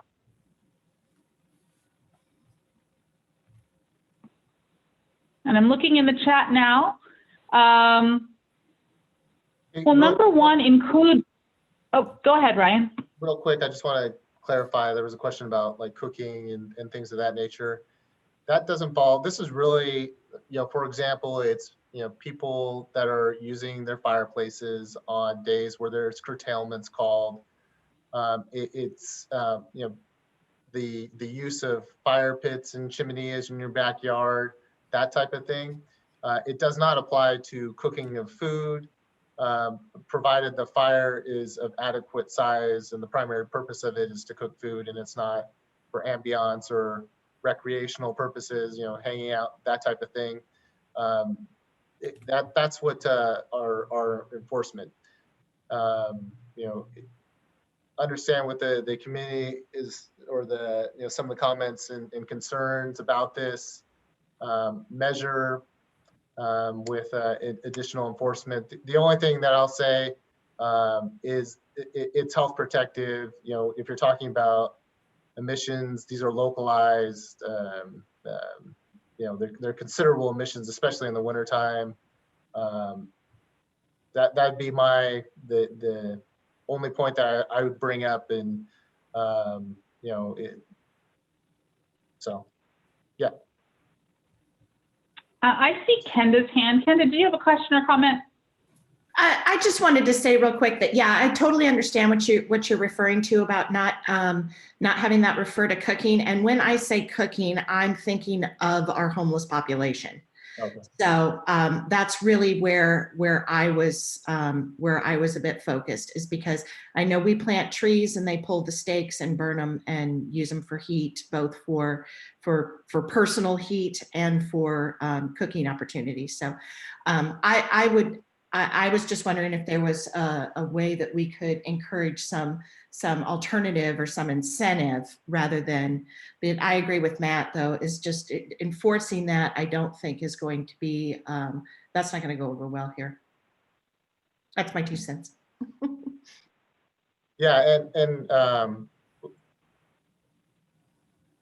we definitely hear so like as far as enhanced enforcement, we're still responsible. I mean, we're still going to do some levels of enforcement. The difference being, for example, in South Central Fresno, where they did prioritize that, they wanted it. So on each curtailment day that we have, we do 4 hours of surveillance in those areas. And surprisingly, we still find additional violations of the regulation.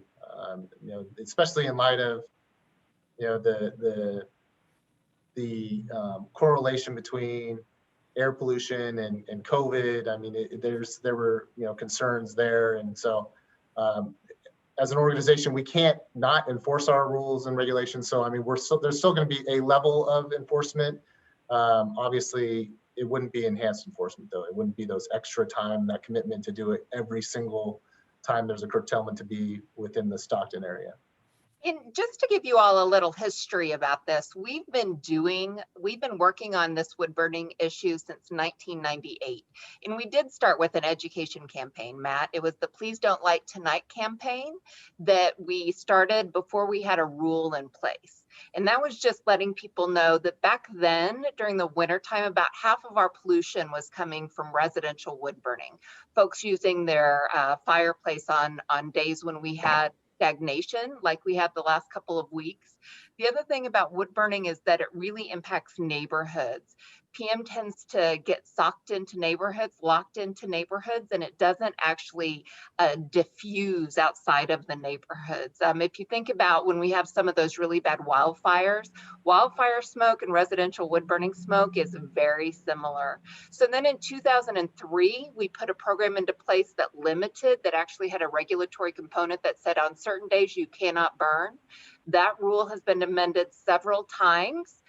With it, we have a grant program that has moved in to encourage people to upgrade their wood burning device. So we give significant funding towards that, and that is one of the things that you all have considered as something on the incentive side of the CERP strategy.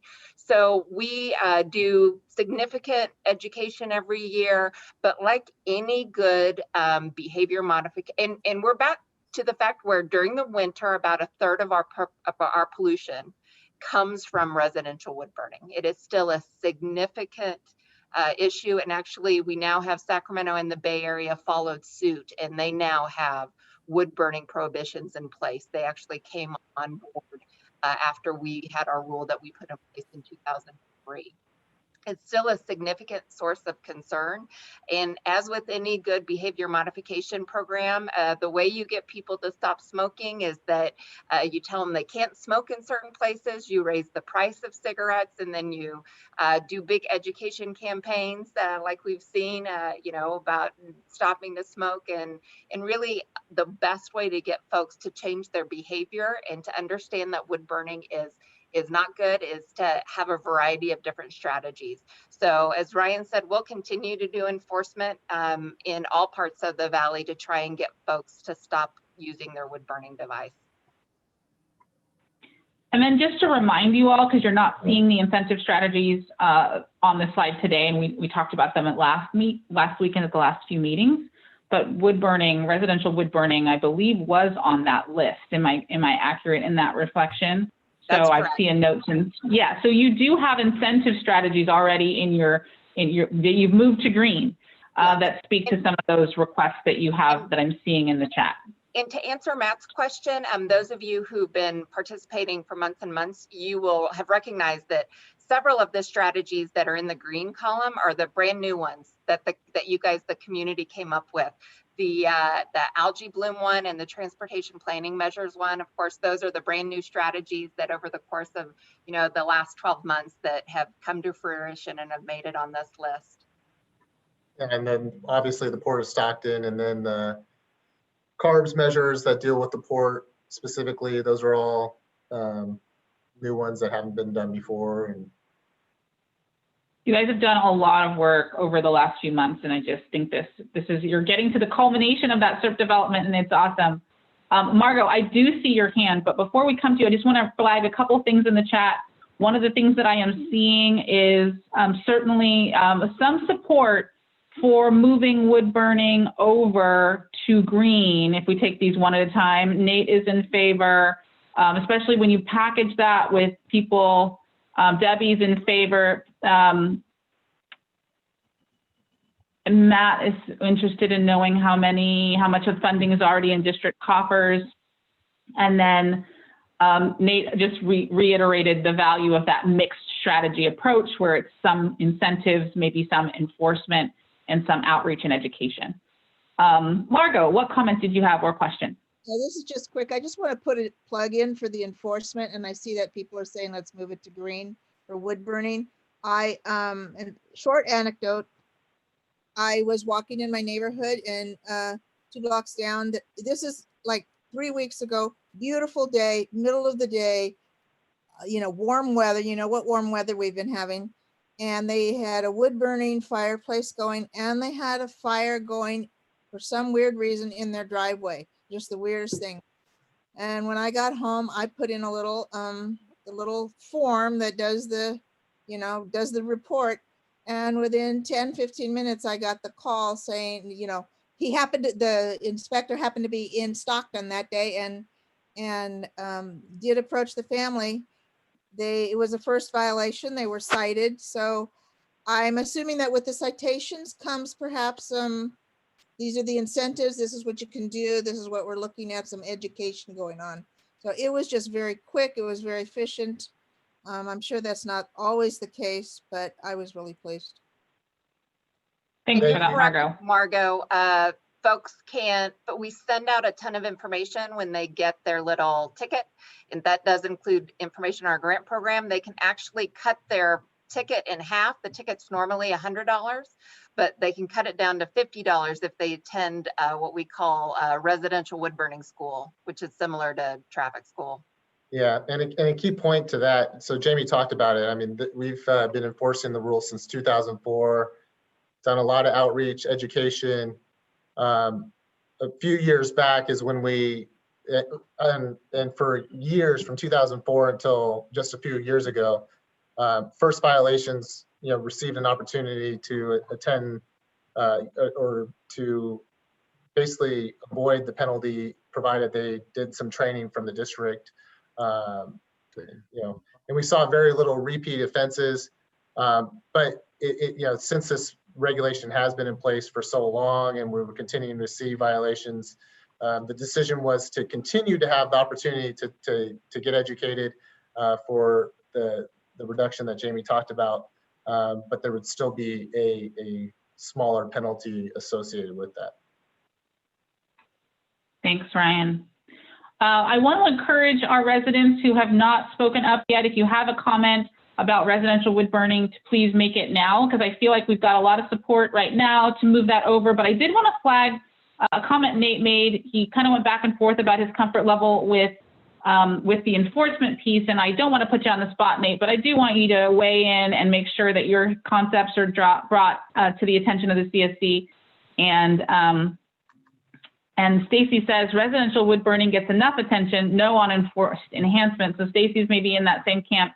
I want to get a sense from, especially from our residents, about how you're feeling about that. Nate, did you want to say anything about kind of where you're landing from your standpoint based on the conversation so far? Yeah, let me clarify, because it looks like I'm playing both sides. What I'm trying to say, I'm running for office. What I'm trying to say is, right now we're uniquely in the United States in a kind of anti-government, anti-regulatory, anti-take freedoms away mood. I do agree that wood burning statistically is a real huge problem. I also agree that people don't think much about it. So quickly, my clarification, my comments would be, I'm okay with moving it to green with enforcement if we match that with very strong incentives and outreach to let people know that they have these alternatives. I wouldn't want to just be the enforcement's what I'm saying. I'm only in favor of enforcement of wood burning residential rules if we have strong incentives and outreach. Got it. Thank you for that, Nate. And I think we did put that in the incentive section. So we do have residential wood burning as an incentive measure. I think the Air District's hearing, as they're making those verbal updates to that CERP with that included, that will be a priority. I see two hands, one from Mariah and one from Douglas. Mariah was first. Jamie, did you have a comment? Sorry, I saw you unmuted. Okay. We also have increased outreach in this as well. It is number 5. Awesome. Mariah. Hi everyone, Hello. This is Mariah with Restore the Delta. Just some things that I'd like to point out in that, considering the boundaries of this community that has been chosen, This is a little bit unrelated, but there are hundreds of thousands of families that have over $1,000 in water bills that they have not been able to pay because of COVID. So I worry that by increasing enforcement, if we have seen an increase in people using wood burning things, these are folks who already kind of struggle to pay their utility bills. And so I worry that by increasing enforcement and potentially fining people, this area is already very vulnerable and disproportionately challenged in a lot of different ways. I just worry that this is another stressor that would be added to the community, especially considering that moratoriums on utility shutoffs will be ending soon. I mean, hopefully the new presidential administration will extend them, but I really do think that that's something that needs to be taken into consideration, because just who lives there, who are the residents. So yeah, that's all I wanted to say. Thank you for that insight, Mariah. And then I'm going to go to Douglas, and then we'll open it up to last conversation before we make a decision on the residential wood burning. Douglas. Yes, I'm more, I work in the field in real estate. And one thing I noticed that there's a lot of older homes that are Victorian home, and I'm on the board of the Cultural Heritage Board, and we have kind of like preserve its content and the beauty of the texture. And there's a lot of wooden stove and fires, what do you call it? Wooden or fireplace, you know what I mean? And I have seen that, but yet, sometimes we're gonna enforce it. For me, as a realtor, I gotta have a form where it tells me what you can do, what you cannot do, what you need to be enforced, what you need to be not be enforced. And it does help people to give them an incentive to remove the wooden stove or wooden fireplace and add to renovate it for, I don't know, like $500 or $1,000 to make them be educated to be environmental friendly. And because I know it costs money to buy home, and when you fix those type of obsolescence of punctuation of the housing, and if people don't just leave it the way it is. So I definitely think that I definitely think it's a demand for, Stockton is already polluted. Every time I look forward to summer, I look forward for the dry heat, no air, smoky thing, it affects my asthma. So I definitely think it's a good valid argument with other people. And I definitely think that we need to be more educated on wood stoving. That's the first step in our pollution and air quality in life, so that's my concern. That's it. Thank you, Douglas. So if I can just take everyone's comments and summarize them, it sounds like there's a lot of support for the holistic approach to wood burning. I think everyone on the phone and Zoom would agree that it's a problem in the area, but how we go about making sure that you get the impact without making adverse impacts on those that are maybe having struggles from either a financial standpoint or otherwise. So here's my question for the Air District.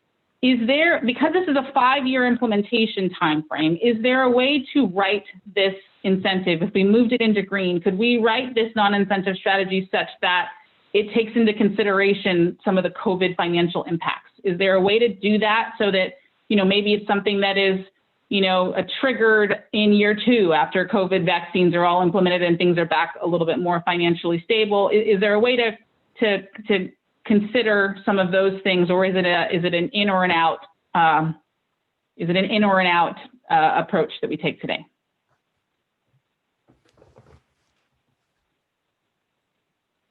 Ryan, do you want to get that? Yeah, I have never been in a position to say that we're not going to enforce our rule.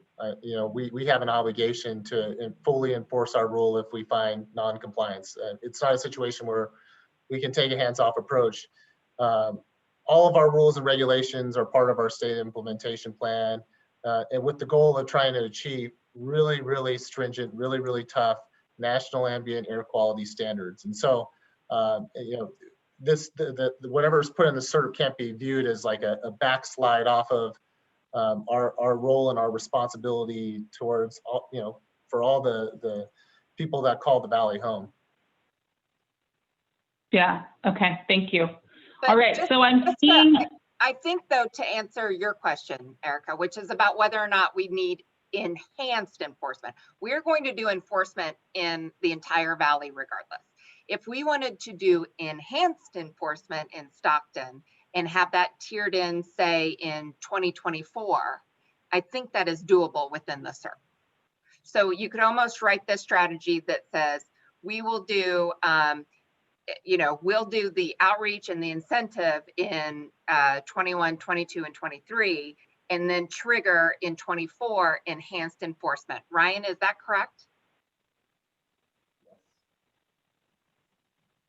I think that's correct. I don't hear. I thought I was on mute. I said yes. Okay. So that is an option, CSC. I hear and see in the chat that this is, you know, you have a mission and a commitment to environmental justice, certainly around some of our more vulnerable populations. And COVID has not helped a lot of people that maybe even were in different socioeconomic status before this all hit. So if you wanted to do enhanced enforcement of residential wood burning, you could trigger it in 2 to 3 years down the road and focus the first 2 to 3 years on outreach and incentives to give people a chance to get caught up from the COVID impact. What do we think about that?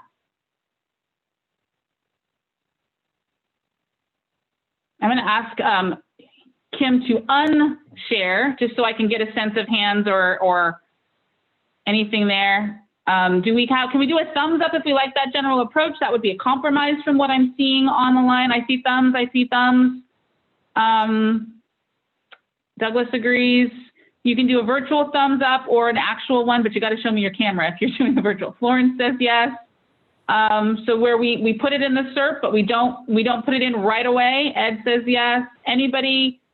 So I'm going to clear those out, and I want to say, now's your chance to say absolutely no, don't like this idea, keep it out. Now's your chance. Thumbs up on that if you say this is horrible, do not do it, no enforcement in the CERP. Douglas voted twice. I see Mariah says no. Irene says, I don't quite know what I'm saying. I don't know if I'm voting yes or no, but I think it's really, I agree with the enhanced enforcement. I think we need to talk further about assistance for people that are suffering. I think that's a really good point. I just don't think we should not do the enhanced enforcement. so in the interest of time, why don't we say, because we did have the majority of residents are saying move it in. So we'll put it in and we'll ask the Air District to float some language that you can look at when you look at the draft CERP. We're not done today. This isn't a final anything. You're going to see a draft CERP. You guys will have the opportunity to read that language and decide if you want to keep it or take it out. So we will drop in, for the sake of conversation today, we're going to drop in the enhanced enforcement, which is what most of the residents either private messaging me or dropping in. That's most of them want that in, but we're going to stagger it so it doesn't begin until 2023, 2024. And we're going to focus heavily on incentives and outreach first. And then you guys, this is just the language you're going to review. So when you see the CERP in writing, you'll be able to say, I like this or I don't, and you can still scrap it. So you have more time. Let me go back through and make sure I'm reading the chat. I think education and outreach is a better approach. Agree. Matt is objecting enhanced enforcement. Stacy is now moving over. Jonathan, you've got a question. Give me 1 second and I'll move to you. Kenda's agreeing with Irene and Matt. Taylor's agreeing with Irene and Matt. And then, and then we've got all the residents saying we want enhanced enforcement. So let's try that in the spirit of just moving us to the next item, which is VMT. Yeah. Erica, why don't we just we'll write up 3 options and the steering committee can vote. That works. You guys can edit that when you see the CERP in writing, and that's coming at the next meeting. So we'll move it to a quasi green where they write up options, and then you guys decide if you like those options. Okay, we have about 11 minutes left in this meeting. I want to reflect that. I think it was Jonathan trying to ask a question. I definitely want to come to you, Jonathan. You're next up. I want to ask really quickly too, we've got 3 things to discuss, 2 red measures and 1 yellow. We haven't talked about VMT, so we're going to have to go pretty quickly on that. We're, again, willing to stay long if we need to, but I just wanted to flag that we're coming up on 7. Moving forward, hold on one second. Okay, Jonathan, you had a comment or question? Yeah, the question. Say we do the down the road, whatever it is, within 3 years or something, to bring this back as an idea for enhanced enforcement for the word burning.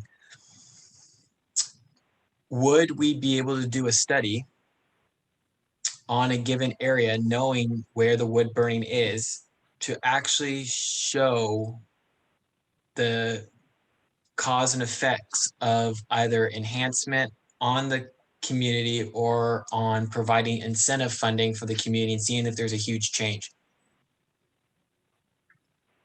I am happy to share with you all. We've actually done some fairly significant outreach surveys specifically on this issue. They've informed the many rule amendments that we've had to ratchet down our rule and make it tighter. I can 100% share that with everybody, but it does show a correlation between education, enforcement, and incentive, all of those actually reducing the levels of residential wood burning in the community. And I'll send that all out. We'll send out those surveys and folks can dig deep. What do you remember what survey that what was that similar to, like Stockton's landmass,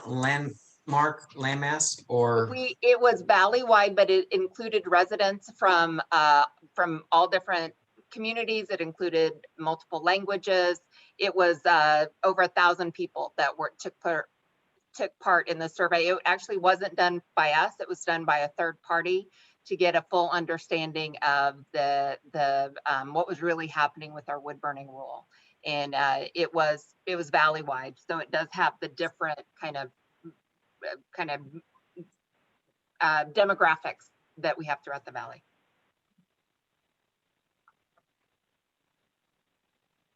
Okay, so a couple things, guys. I misspoke a little bit because I wasn't aware, but we do have a harder stop at 7 than I thought, because I want to make sure that we keep this as accessible of a meeting as possible, and we do have an interpretation hard stop at 7. That means I want us to let the Air District go ahead and give us 2 or 3 different options for verbiage in the CERP if we were to include enforcement of wood burning. That's going to come to the next meeting and certainly to the next draft that you get. And I want to move us off of wood burning onto VMT and the other 2 red items. And if I can ask Kim or Hannah to show the screen again, because I'd love for you to look at these 2. And in the interest of time, I want to be mindful of these 2 options. VMT, discuss that for 5 minutes, or these 2 red ones. The 2 red ones are outdoor commercial cooking emissions and gas station inspection, self-inspection training program.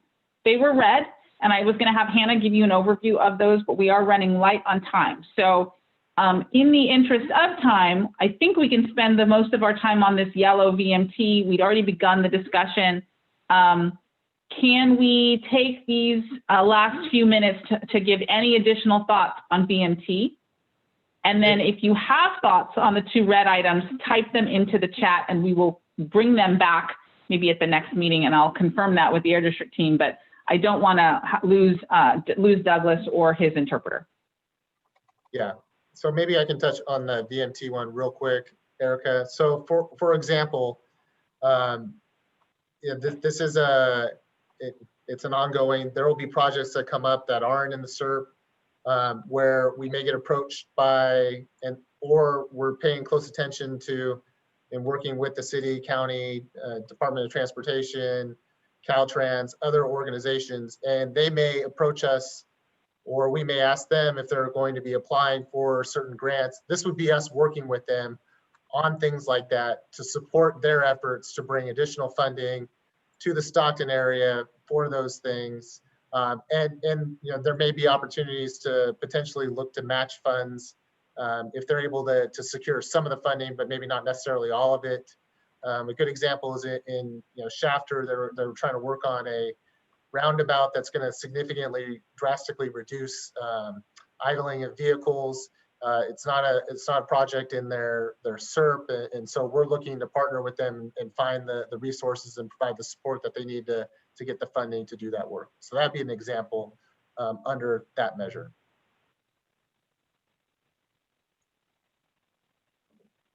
Okay, thank you for that, Ryan. What questions do you have about VMT? I'm trying to catch up in the chat.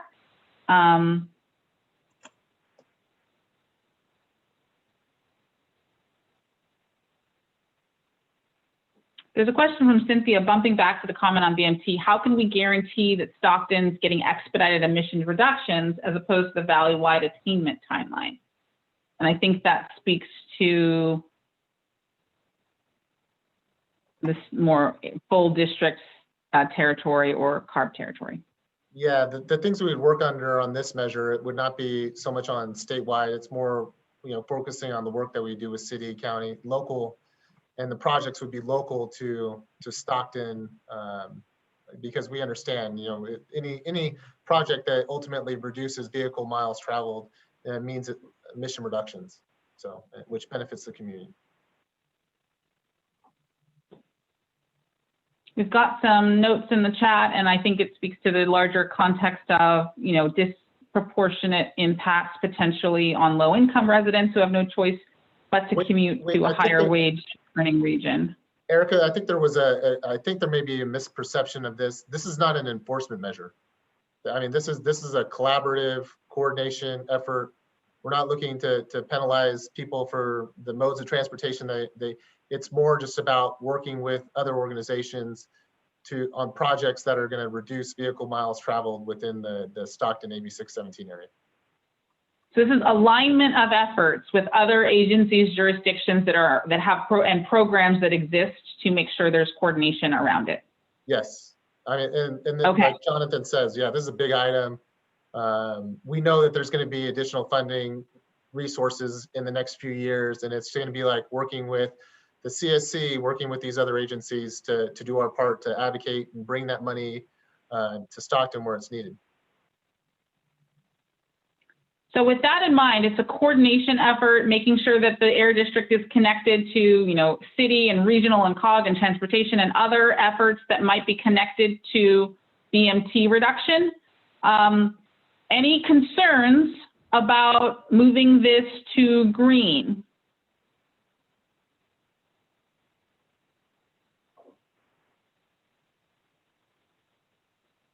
And I'm going to ask Hannah or Kim, whoever's sharing, to stop that share so I can see if there's any hands raised. I don't see any hands raised, and I do want to be mindful. Concerns about moving VMT to green? It's enhanced coordination. If it's a priority for you all, for the Air District to coordinate more closely with local agencies and jurisdictions doing this kind of work, then it's a good green move. Hannah talked about what your concerns were, and I think we discussed them, but I want to make sure we've discussed enough. If anyone is absolutely against moving this to green, now is your chance. You have 30 seconds before we wrap this meeting. Go green, says Nate. I see no hands that say don't move it. So we are going to move VMT coordination, which makes sense. VMT coordination over to green. That leaves us with 2 red items, which deserve some time and deserve some discussion, but we're not going to do it today. We are going to adjourn this meeting on schedule to make sure that our, yeah, seems low risk. Thanks, Matt. I agree. And I think that one of the things we want to do is make sure that we get Douglas out of here on time. And let's go to our closing. I want to thank everybody certainly for your time and effort. You got a lot done today, a lot, like huge amount of work. You only have 2 items, which I think are a little contentious anyway. So thank you for that. I really appreciate it. A couple closing items. As I mentioned, there are no community co-hosts moving forward, but we do need to take public comment, which is our last item for the day. Is there anyone member of the public that has a question or comment? And for my Air District team members, can you please flag if there are any emails or Facebook comments we need to flag?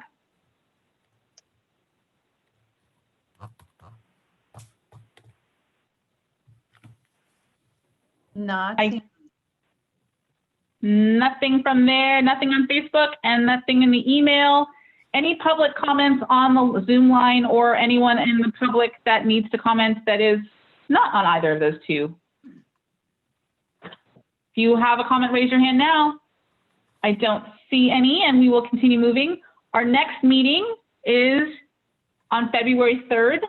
And what that means is that we're going to refine the work plan so you can see what happens next, but you made amazing progress today. I will ask you to stop share, Kim, and the key here is that you have moved a lot of items. We are going to confirm that you like the movement and that you're happy with how things have moved. You can make adjustments at the next meeting if we need to, and we'll continue to talk about the red items and the Stockton Port items and the straggling incentive item from last meeting at the February 3rd meeting. So please keep an eye out for emails from the Air District related to the camp subcommittee, plus any additional background material related to these discussion items that are left over from Thursday's meeting and today's meeting. And with that, there is no co-host moving forward while we're doing CERP, just to make sure we focus really tight on the agenda. Co-hosts will come back, though, we promise you. They're coming back, and we just want to make sure that we give that co-host the time that they deserve to give updates to everyone when we're not in such a time crunch with our agendas.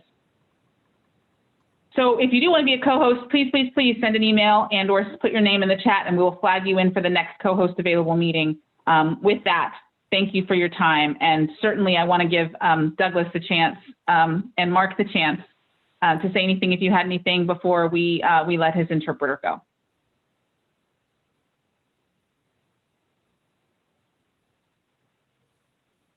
No, everything is clarified. Thank you so much for everything. It's been a lot. It's been a lot of talkative and a lot to think about. Thank you so much for everyone. Have a good night. Thanks, Douglas. You guys did such great work today. And again, we're going to make sure you are comfortable with all the moves, all the shifts, all the sorts. Thank you, thank you, thank you. And I'm seeing a question from Jonathan. Can we please have Carb share the truck forum? Carb and the truck forum, I'm not sure what that is, but maybe somebody come Carb and talk about that. We can send info out to the full list. Excellent. Thank you, Crystal. I will turn it over to the Air District to confirm, but I think we are good for adjourning this meeting on schedule, and we look forward to hearing from you all if there's any additional things that you want to discuss about the red items in the coming meetings. We've got 4 items from the Port of Stockton, 1 straggling item related to general incentives, and then these last 2 items on non-incentives. And then we're still going to see some drafts of the CERP next meeting too. So we're going to have a great conversation in just a couple weeks. Thank you all. Meeting adjourned. Thanks, everyone.